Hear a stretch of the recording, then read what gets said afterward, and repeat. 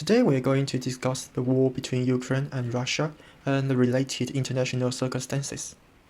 Since the full invasion in February 2022, the war has lasted for 3.5 years.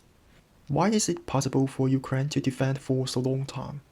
And why is it so hard for Russia to take over Ukraine or get the victory? It is really easy for us to understand why Ukraine would like to defend their country. Besides, it is also not too hard for us to realize why Western allies would like to support Ukraine, especially the European countries. However, why does Russia would like to keep going on the war for a long period? Is it a strong evidence that shows Russia's goals? Moreover, is it tactic or strategic? On the other hand, why would Russia try to end the war by negotiation this year? Is it possible for Russia to change its strategic aims? Or they found that it's too hard for them to achieve the tactic goals? How could Russia's tactic goals to achieve its strategic aims?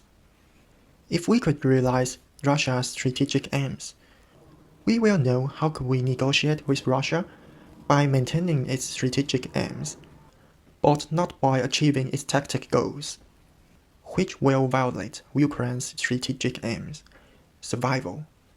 From now, we could realize Russia's tactic goals contradict Ukraine's strategic aims.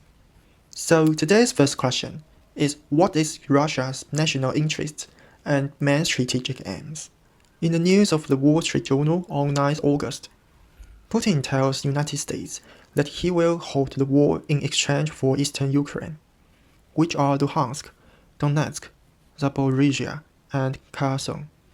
In my opinion, Russia needs to give their people an explanation to have a sense of victory. Otherwise, how could Russian people accept that their government didn't gain anything from the long and costly war? Regarding Russia's main strategic aims, we have to go back to the reason why Russia decided to invade Ukraine. We all know that Ukraine is not a member of NATO, which is North Atlantic Treaty Organization. So Ukraine is a pivotal step for Russia to achieve its main strategic aim: increase the influence or dominate in Europe. In other words, Russia would like to become a regional hegemon. However, what kind of advantages do Russia have to achieve this main strategic aim? During the war, Russia's economy have to be supported by China.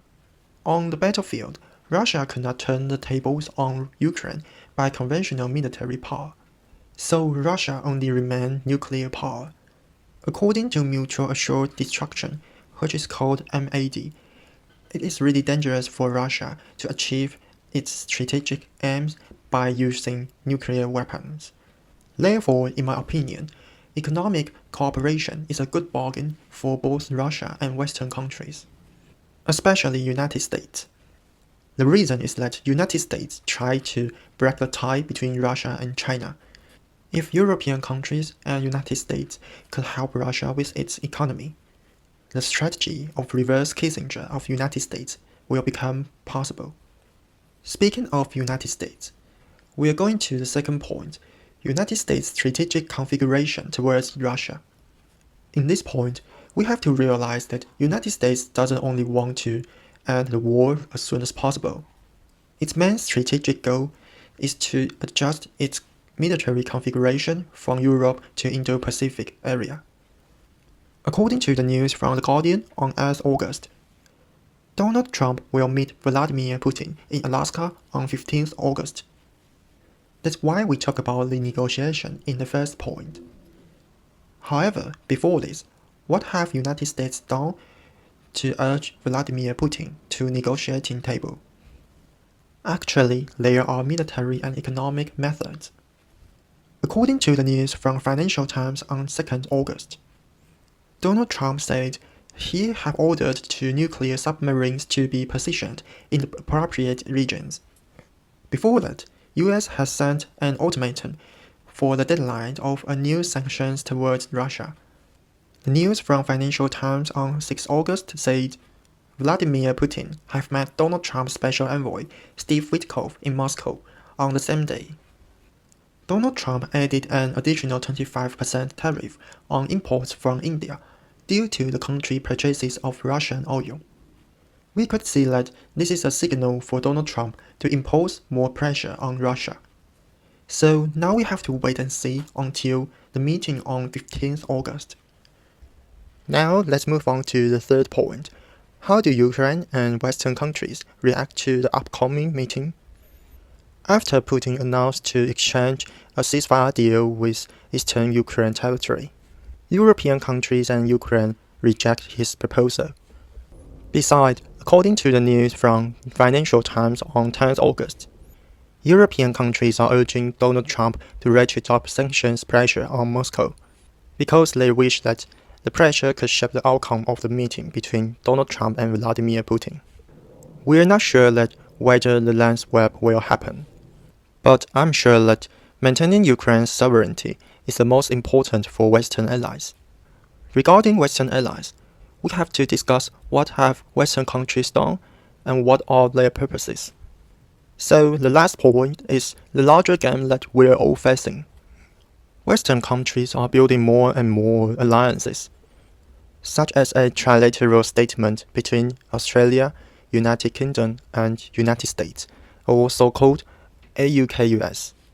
The trilateral agreement is a plan to support Australia's acquisition of a conventionally armed, nuclear-powered submarine capability at the earliest possible date, while ensuring Australia's capacity to safely operate, maintain, and regulate this technology. As we know, Australia is an important partner in Indo-Pacific. So what is the reason for UK and US to support Australia to have nuclear-powered submarine? Moreover, on 17th July this year, United Kingdom and Germany signed a new treaty on defense, trade and people smuggling. This treaty evolves from last year's defense pact and marks a significant UK-German commitment to mutual defense, including a mutual assistance clause. Should either nation face a direct threat, the other will provide support. What kind of threat do you think there will be for United Kingdom and Germany? Is it the stronger defense when facing Russia in the following future? Not only Indo-Pacific, but also transatlantic. Canada and European Union also signed a defense pact on 23rd June this year. Besides, in the NATO summit this year, all the members made a decision. To make NATO stronger, we must increase defense spending. In a historic decision, allies committed to investing 5% of gross domestic product annually on core defense requirements, as well as defense and security-related spending by 2035. Western countries are going to strengthen their military power for deterrence or facing the following potential wars in the future. But what kind of potential wars in the future need all the allies to boost their military power? NATO chief Mark Rutte said, because of Russia, war has returned to Europe. In terms of ammunition, Russia produces in 3 months what the wall of NATO produces in a year. He also said Russia could be ready to use military force against NATO within 5 years. Now supporting defense industry is quite pivotal for Western countries, because Russia and its ally, China, has much more capacity than Western countries for defense industry. Rutte also said that Xi Jinping, before launching a long-anticipated attack on Taiwan, would first call Vladimir Putin and ask him to open a second front on NATO's eastern flank. Also in June, the former head of the British Army, General Sir Patrick Sanders, revealed the Ministry of Defense has drawn up a response plan for wars breaking out simultaneously on 2 fronts, and added his colleagues were really worried about the prospect. So, what the Western allies think is the potential to front great wars in the following future. If Russia and China launched a war at the same time, it is a good strategy to separate Western countries' material resources. As we know, it could be a new axis in this current world. We could talk about this topic in the next episode, which is about another great power, China.